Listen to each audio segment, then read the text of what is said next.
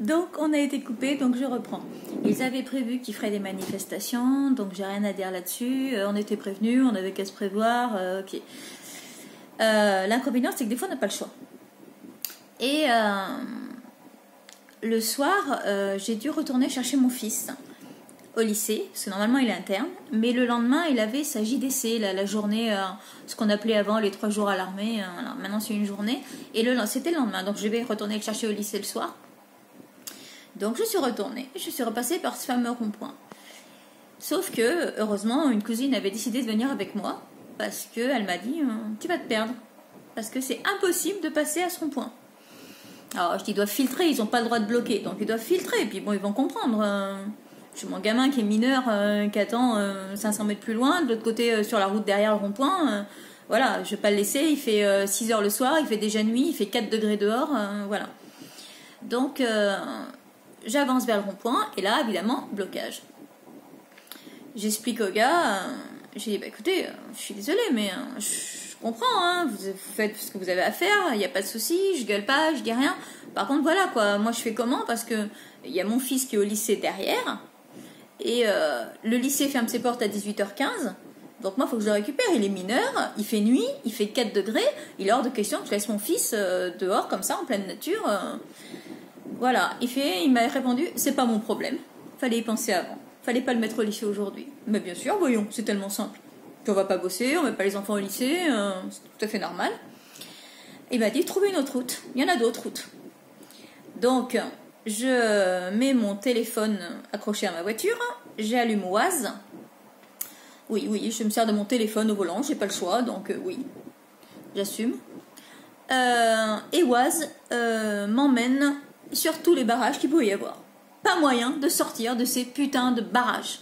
Toutes les routes qu'on trouvait, il y avait soit des camions qui bloquaient, soit des voitures qui bloquaient, et ça nous faisait retomber à chaque fois sur ce putain de rond-point. On a tourné 2 heures. 2 heures avec la cousine, en me disant, j'étais paniquée, je disais, putain, mon gamin, il fait nuit, il est tout seul, quoi, il n'y a pas moyen. La cousine était en train d'appeler mon fils en disant, écoute, essaie de trouver une autre route, toi, même à pied, tant pis, tu connais le coin un petit peu mieux que nous. Et à un moment, je lui dis, écoute, essaie de trouver ce rond-point. Va sur ce rond-point, tant pis. Je vais m'arrêter au rond-point, je vais m'arrêter à RA2 et tu viens jusqu'à moi et on s'en va, on fait demi-tour et voilà. Le mec il nous disait quand même de faire demi-tour sur la rocade, donc en sens inverse des autres voitures. Hein. Ceci dit, hein, c'est tout à fait rassurant pour les autres automobilistes. Enfin bon, voilà, j'ai dit non, j'ai fini par trouver une sortie, machin, pas loin. Enfin, j'ai quand même un petit bout de rocade en contresens. Enfin bon, passons. Mon fils me dit mais non, mais moi le rond-point, mais je sais pas où il est du lycée à pied, quoi, c'est pas possible. Puis ça fait loin, quoi, il fait nuit, mais je comprends bien. Hein, mais bon, il va falloir qu'on trouve une solution. T'as pas passé la nuit dehors, hein, quelque part. Donc il dit écoute, on se rappelle, j'essaie de trouver une solution, toi aussi. Et on tourne, et on tourne, et on tourne. À un moment, à force, le mec il en a eu ras-le-bol de me voir arriver sur le rond-point, il a fini par tirer sa barrière. Dire allez-y, passez. Alors contente avec la cousine, ouais, ça y est. On appelle mon fils, on lui dit ça y est, on est sur la route du lycée. On est presque rendu au lycée, tu t'inquiètes pas, on arrive. Et là il me dit, je suis sur le rond-point. J'ai trouvé un copain, son père venait le chercher, il m'a emmené en voiture jusqu'au rond-point. Donc, et là, il fallait trouver une route pour faire demi-tour, parce que quand on sort du rond-point, on arrive sur une autre rocade pour aller au lycée. Donc, il a fallu trouver un autre rond-point plus loin pour faire demi-tour. Et je lui ai dit, il y a un McDo sur ce rond-point. Je lui ai dit, tu m'attends au McDo parce que qu'on se dise un lieu, tu bouges pas, quoi. Au pire, tu rentres dans le McDo, tu rentres au chaud, mais tu ne bouges pas. Et on a fini par le trouver. Ça faisait 2 heures qu'il était dehors. 2 heures. À 4 degrés. Un gamin, un mineur. Pas de souci. Ça les a pas gênés du tout, du tout, du tout. Par contre, le mec, pour me parler à 20 cm bourré, mais comme une cantine, ça l'a pas gêné du tout, lui. Donc j'ai fini par arriver à récupérer mon fils, qui était mais congelé, vraiment congelé. Il fait 4 degrés dehors, quoi, et ça les a pas gênés du tout. Bon, je l'ai récupéré, on est rentré. Le lendemain, il a fait sa JDC, mais il était pas bien. Il est rentré le soir, donc de la JDC. Il a été se coucher direct. Et le lendemain matin, j'ai pas pu le ramener au lycée parce que tout simplement, il était malade. Voilà, donc il a chopé une super crève. Donc, c'est sympa, merci, hein. C'est très sympa pour mon gamin. J'ai énormément apprécié cette soirée.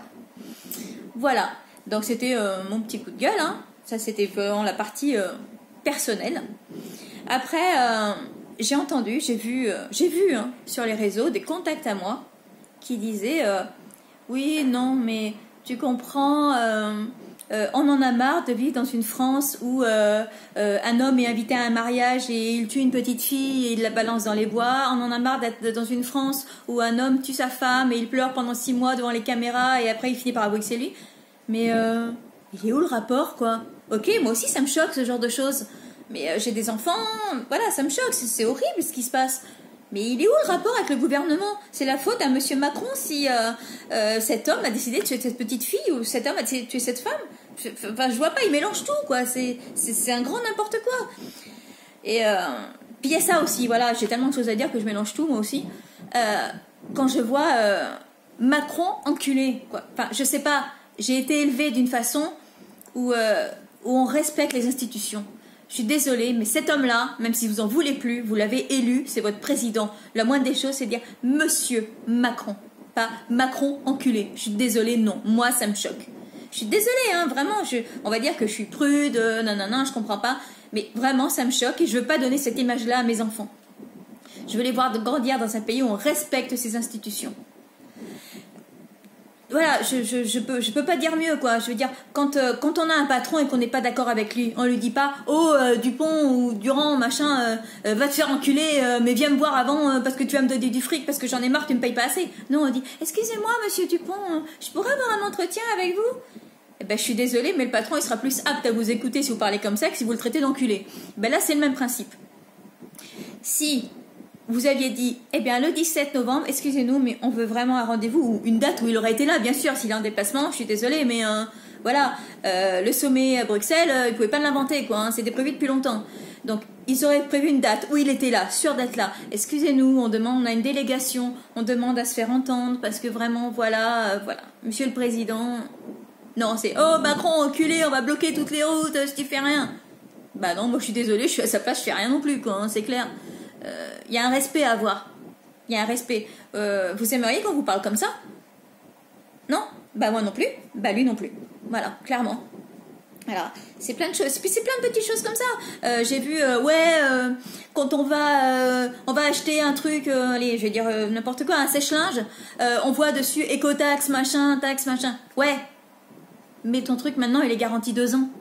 Parce que l'État l'a fait valoir. Parce qu'avant, c'était que 1 an. Et dans certains pays, il n'y a même pas de garantie. T'achètes un truc, t'as même pas de garantie.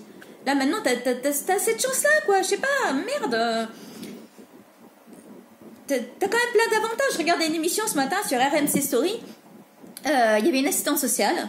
Elle parlait, elle disait qu'au début, elle comprenait leurs revendications. Il n'y a pas de souci, elle était en face d'un gilet jaune, elle disait qu'elle comprenait, qu'elle aussi, pour elle, c'était compliqué. Elle entendait, elle comprenait que l'essence était cher, que les taxes, il y en avait beaucoup trop. Mais elle disait, je suis désolée, quand je vois des gens arriver dans mon bureau qui demandent des aides parce que 15 du mois, ils ont faim, elle dit, ça me fait mal au cœur pour eux. Mais quand je regarde leur relevé de compte, parce qu'ils doivent regarder le relevé de compte pour donner des aides, et elle dit, je vois McDo, Flunch, Buffalo Grill, les magasins de fringues qui passent sur les relevés de compte et qu'elles sortent leur téléphone et que c'est l'iPhone X ou le dernier smartphone à la mode, elle dit ça me fout les boules. Elle dit j'ai pas envie de leur donner des aides, je le fais parce que c'est mon boulot, mais j'ai pas envie. J'ai envie de leur dire vendez votre téléphone, vous aurez 1000 balles pour faire des courses, quoi, merde. Elle dit en fait leur manifestation c'est ça, c'est pas qu'ils n'arrivent pas à finir les fins de mois. Il y en a, hein. Attention, il y en a qui n'arrivent pas à finir les fins de mois et pourtant ils se donnent du mal, hein. J'en connais. Mais elle dit, en fait, les gens sont jaloux des gens qui ont réussi et qui peuvent se payer tout ce qu'ils veulent. Ils voudraient la même chose, mais ils s'en donnent pas les moyens. Donc, on a des possibilités. On peut faire des études en France, même quand on est adulte. Hein. J'en ai pas parlé autour de moi parce que c'est personnel, mais là, je le dis parce que ça fait 3 ans que j'ai repris mes études, parce que j'ai envie d'évoluer, parce que ce que j'ai ne me suffit pas, donc je bouge mon cul. Donc là, ça fait 3 ans que j'ai appris mes études, voilà, parce que je suis dans un pays où je peux me le permettre. Et donc ces gens-là, ils ont fait des études pour obtenir des postes hauts, pour avoir un bon salaire, ok ? Donc, vous vous plaignez, faites des formations pour évoluer, faites des études, reprenez vos études. J'ai une de mes contacts, elle, je peux rien lui dire, je peux pas discuter avec elle parce qu'elle a raison. Je suis d'accord avec elle de ce côté-là. Elle est à fond pour les gilets jaunes parce qu'elle est toute seule. Elle vit toute seule avec son petit garçon et elle est intérimaire. Et elle se bouge le cul, mais elle travaille tout le temps. Mais voilà, elle a très certainement des dettes, je vais pas lui poser la question. Mais c'est vrai que c'est compliqué. Elle a un seul enfant donc qui est grand maintenant, donc elle n'a pas droit à beaucoup d'aides. Et donc il faut qu'elle paye son loyer avec son petit salaire d'intérimaire. Ok, mais la plupart qui sont sur ce truc, moi j'en ai vu sur les ronds-points à côté de chez moi, à 15 bornes de chez moi, il y en a, ils ont bloqué le rond-point et ils le bloquaient encore en début de semaine là. Il disait oui, on vit du RSA, c'est dur. Du boulot, il n'y en a pas. Je dis mais alors, je suis désolée, on va dire que je critique tout, mais allez sur votre téléphone, allez sur le site Pôle emploi, il y en a des offres. C'est peut-être pas un boulot que vous avez envie de faire, mais du boulot, il y en a. Et encore, sur tous les réseaux, ils disent qu'ils cherchent du monde pour tirer les bois. On est en pleine période, là chez nous, il y a plein de vignes. Ils sont en pleine période pour tirer les bois. Ah bah ouais, mais non, nous on fera pas ça. Alors te plains pas de ta faim, si tu veux pas bosser au bout d'un moment. Tu préfères toucher 300 € de RSA au lieu de 1000 € d'un salaire où tu vas bosser toute la journée. Certes, il fait froid, c'est compliqué, il y a de la pluie. Mais c'est un boulot. C'est un boulot, il y a un salaire. Donc voilà. Enfin, ça se résume à ça, je suis désolée. Moi, j'ai voulu créer mon entreprise. Je gagne pas ma vie avec. Ben, je m'en plains pas parce que ça me fait chier, clairement. Mais je me dis, je n'ai pas le droit de me plaindre parce que j'ai choisi de faire ça. J'ai un diplôme de machiniste en industrie. Et en industrie, chez nous, il y a des grosses boîtes et elles embauchent. Mais j'ai choisi, à presque 50 ans, avec la famille que j'ai, de ne plus faire les 3-8. Donc, je ferme ma gueule. Je ferme ma gueule. Je vais clairement. J'essaye de reprendre mes études. Ça fait 3 ans que je suis dessus. Ça me gave. Quand je débauche le soir, il est 8 h quand j'arrive chez moi. J'ai pas envie de me mettre dans les cours. Mais je le fais. Je le fais parce que même si j'ai presque 50 ans, j'ai pas envie de stagner. J'ai envie d'évoluer, j'ai envie d'avoir un métier qui me plaît, de gagner ma vie et de pouvoir faire plaisir à ma famille. Alors on n'a qu'un salaire. Alors je sais pas comment font les autres. Mais nous on n'a qu'un salaire, on a notre loyer à payer. Alors certes on a des APL, on a la CAF, on a ceci, voilà. Je passe beaucoup de temps aussi quand j'ai mon jour de repos ou quoi. Quand j'en ai marre de lire les bouquins que je dois lire pour mes cours, à récupérer les bons de réduction, à regarder les offres, les promos. Et c'est vrai que oui, sur un caddie à 100 €, des fois à la sortie, j'en ai pour la moitié, j'en ai pour 35, 40, 45 ou 50 €. Parce que j'ai utilisé plein de bons de réduction, mais j'ai passé du temps à le faire. Et voilà, quand il y a une promo 3 pour le prix d'un, eh ben j'y vais, ok. Parce que la semaine d'après, je sais que j'aurais pas à l'acheter. Et j'ai économisé 2 fois ce prix-là. C'est chiant à faire, c'est chiant, je suis d'accord, mais j'économise. Et sur ce salaire-là, sur le salaire de mon mari, c'est un salaire normal, il n'a pas un salaire de ministre, c'est clair. Il a un salaire d'ouvrier, il est ouvrier dans une petite usine. Chez nous, c'est la Cambrousse en plus, donc voilà, c'est une petite usine, ils sont 40. Et ben sur ce salaire-là, on mange, on vit. On se fait plaisir, pas tout le temps, on se fait pas des restos, mais si on a envie d'aller au McDo 2 fois par mois, on y va. Et 1 fois par an, bah ouais, on part une semaine en vacances. Alors on reste en France, on n'a pas les moyens de prendre l'avion, c'est clair, il y a des choses qu'on a envie de faire qu'on peut pas. Moi je rêve d'aller au Maroc, c'est mon rêve depuis des années, je rêve d'aller au Maroc. J'ai jamais été, j'ai jamais même pris l'avion, je sais pas ce que c'est. Je suis fan du film Top Gun, mais j'ai jamais pris l'avion. Donc voilà, je veux dire, tous les ans au mois de mai, c'est mon anniversaire, on part un week-end avec nos enfants en mobil-home. Pourquoi au mois de mai? Parce que déjà c'est mon anniversaire, ça tombe bien, j'en profite. Mais parce que c'est beaucoup moins cher. C'est beaucoup moins cher. Pour 60 € la nuit, on dort à 7, 8 ou 9, parce que maintenant on a les gens, des belles filles. Dans un mobil-home, on part en camping dans un mobil-home avec une piscine chauffée pour 60 € la nuit à 9. Me dites pas, vous pouvez pas économiser ça sur l'année et vous faire plaisir, partir un week-end. Merde, c'est n'importe quoi. Je veux dire, faut pas tout confondre. Alors voilà, c'était mon petit coup de gueule. Je referai d'autres vidéos sur les bons plans. En plus, là, je sais pas comment je vais faire avec mon boulot parce que je m'en sors pas. Je gagne pas ma vie, quoi. Clairement, c'était une super idée, mais mon proprio veut rien faire.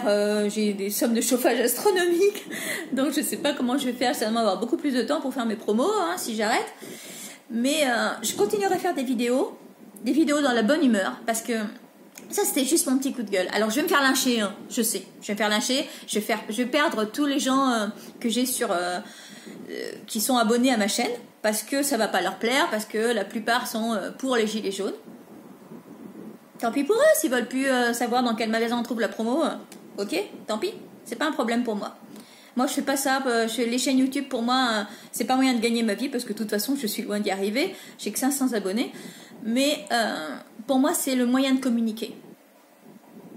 J'ai eu des gens pas très sympas hein, qui m'ont fait des réflexions pour dire ouais, c'est n'importe quoi, t'as des conserves. Voilà. Et bah ouais. Et bah ouais. Dans la France moyenne, on mange des conserves.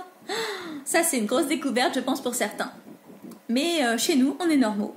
Donc oui, on mange des fruits, on mange des légumes, on mange même des surgelés. Et pire, on mange des conserves. Ouais. Les jours, on n'a pas le temps de faire à manger le midi, ou voilà, c'est un peu bousculé. On mange et on fait manger à nos enfants des conserves. Bah ouais, c'est peut-être dramatique, mais on n'en est pas mort et ils vont très bien. Voilà, je vous ferai un jour peut-être une petite vidéo pour vous prouver qu'ils vont bien, je sais pas, pourquoi pas.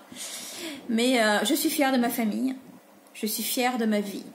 Je pourrais même vous montrer, je sais pas si je peux là faire un sens inverse à ma vidéo, mais non, je peux pas. Je sais même pas comment on fait en fait. Mais voilà, j'ai une maison, hein, j'ai une maison, voilà, canapé, salle à manger, voilà, j'ai une maison, je vis bien, et on n'a qu'un salaire, on vit en France, on vit dans un pays libre, et je suis fière de vivre en France. Voilà, maintenant, si vous voulez plus me suivre, c'est votre droit. Au revoir, peut-être à bientôt.